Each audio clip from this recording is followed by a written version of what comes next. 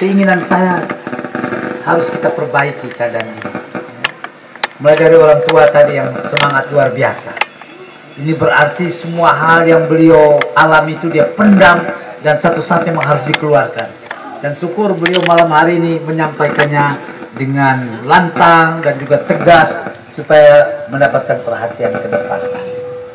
Betul Bapak, saya membaca bukan hanya mendengar ya, dari orang, tapi juga di Facebook banyak keluhan terhadap masalah perhubungan ini. Orang yang datang harus kenal, ibaratnya tambahan dana lagi untuk dari Lemawalang masuk ke Layan Tuka, juga di pelabuhan.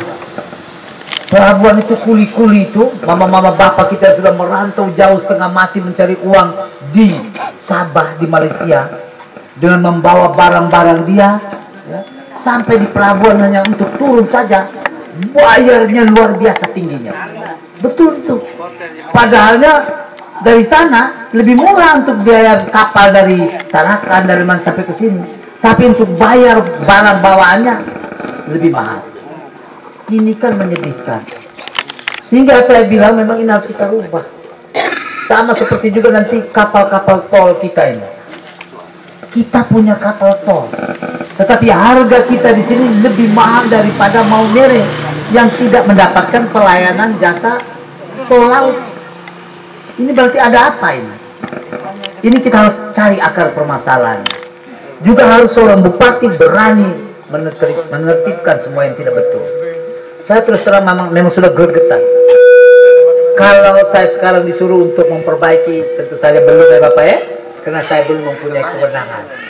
Maka untuk itulah kita bergandengan tangan supaya saya mempunyai kewenangan dulu. Saya ingin juga cari yang saya singgung mengenai pelabuhan, termasuk penertiban itu.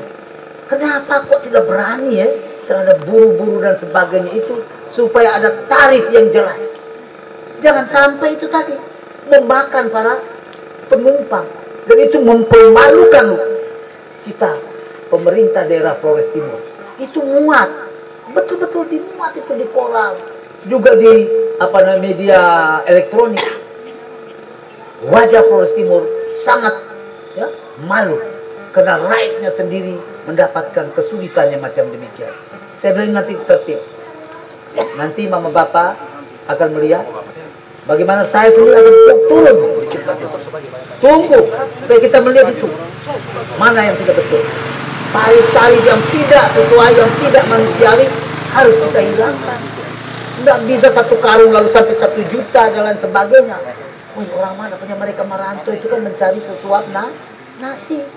Mereka dapat untung lalu pulang barang-barangnya dia yang dibawa itu kena biaya yang besar. Sebenarnya harus ditertibkan. Nggak bisa tidak. Juga termasuk tadi itu yang diungkap oleh Bapak tadi. Di terminal-terminal. Saya bilang harus tertibkan. Sehingga nanti, seperti tadi yang saya sudah bicara. Kalau saya nanti jadi melalui jalur independen ini, saya tidak punya beban. Maka saya tertibkan. Entah saya kalau angkat engkau menjadi kepala dinas, 1, 2, 3 ini menjadi fakta integritasmu. Harus tanda tangan. Termasuk itu, tertibkan semua tarif. Kalau kau tidak berani, saya beri kesempatan misalnya 1 bulan. Copot. Ini harus berani. Nanti tinggal bupatinya itu tadi. Kalau dapat sogokan ya susah. Copot. Sehingga teratur tarif-tarifnya semua. Sehingga masyarakat juga teratur. Jangan karena tidak pakai itu lalu uang ditarik tanpa dia antar penumpangnya, lalu ya menderita penumpangnya tadi. Ditarik, uang masuk tidak tahu kemana seperti tadi Bapak bilang, tapi terjadi itu. Maka ini memang Bapak, saya harus mempelajari semua. Saya ini seorang guru. Guru itu tidak mau berjanji. Kalau saya berjanji lalu tidak bisa saya penuhi, itu menjadi pembohong. Bapak mama sudah baca semua di situ. Latar belakang saya adalah guru. Di tanah rantau orang, saya menjadi guru, kepala sekolah, pengawas, sampai dan kepala dinas dan jabatan yang lainnya. Maka saya akan mempelajari semua dulu. Kalau memang itu memang sudah harus waktunya kita perbaiki, kenapa tidak? Itu Bapak. Saya tidak mau. Sama seperti tadi Bapak bicara mengenai masalah itu tadi ya. Berikan saya waktu Bapak, saya pelajari dulu. Tetapi memang harus kita lakukan perubahan. Saya sedih tadi saya bisik-bisik dengan Pak Beldiwu. Kok bisa ya sampai tanah kita di sini tergenang air sampai memerlukan apa namanya sampan ataupun jenis itu segala macam. Memang kita punya kewajiban pemerintah di mana memang harus kita perbaiki demi ribu ratu kita, kenapa tidak? Maka saya harus pelajari betul-betul semuanya dan kita cari solusi, jalan keluarnya. Saya tidak mau jadi orang anggota dewan ataupun calon bupati yang langsung dengar masukan dari masyarakat, pasti saya akan buat. Nah, ini tidak betul.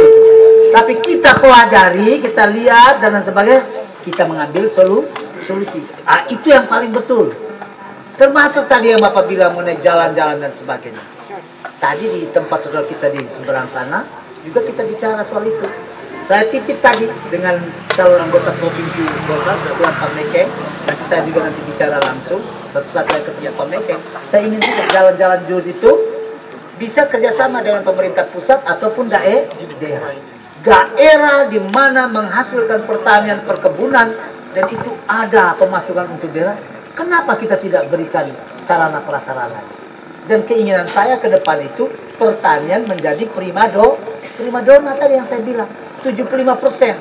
Maka tentu saja ini menjadi perhatian. Jadi kalau di sini itu memang memerlukan jut, apalagi di sini daerah yang luar biasa penghasil apa namanya hasil bumi, perkebunan, wajib. Sama seperti tadi saya bilang pariwisata. Sebab tugas saya selalu lupa macam ada pampang nama tadi salah. Itu mensejahterakan rakyat. Saya punya visi sangat jelas Flores Timur baru yang sejahtera dan bermartabat. Maka memang tujuan saya itu pertanian tadi, perkebunan dan lain sebagainya. Maka ini menjadi utama. Kalau sudah masuk setiap presiden, gubernur sampai bupati itu kan punya visi misi. Pak Jokowi juga demikian. Maka saya juga kalau visi misi program itu memang merupakan janji yang wajib kita penuhi. Jadi kalau seorang gagal dengan janji dia tidak bisa. Di luar itu kalau dia janji-janji lain itu berarti bohong. Ini yang harus dia penuhi visi misi dia itu tadi. Maka Bapak, saya yakin dan tim ini saya minta supaya mereka mendampingi saya. Jadi bukan tim ini lalu saya ingin seperti Jokowi. Tim itu tetap selama Jokowi jadi presiden tetap ada loh sampai sekarang. Yang namanya Projo dan sebagainya. Mereka ini menjadi mata telinga bagi saya. Kalau ribu ratu bilang, dulu Pak Lukman bilang atau ini. Mereka ini yang mengingatkan saya. Bapak pernah misalnya di sini bicara ini. Mereka menjadi perpanjangan tangan saya. Nanti datang ke Pak Bem itu bagaimana? Ketuanya Pak Lukman di wilayah kita ini Pak Lukman sudah mencong ini. Ingatkan. Dan itu bagus.